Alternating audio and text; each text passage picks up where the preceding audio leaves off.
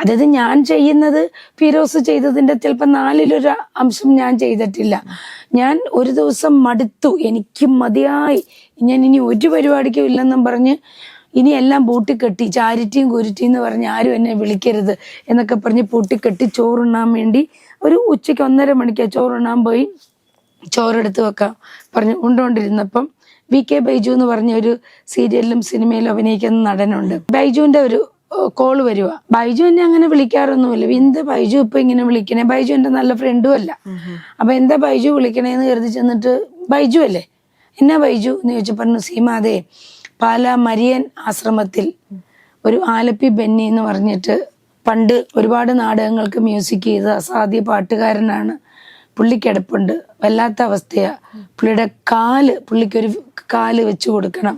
അപ്പം അതിങ്ങനെ 2-3 പേര് വിളിച്ചു പറഞ്ഞപ്പോൾ എനിക്ക് സീമയാണ് ഓർമ്മ വന്നത്. അപ്പൊ അതുകൊണ്ട് സീമയെ വിളിച്ചെന്ന് പറഞ്ഞു. ഞാൻ പറഞ്ഞു, ഇല്ല ബൈജു, ഞാൻ നിർത്തി.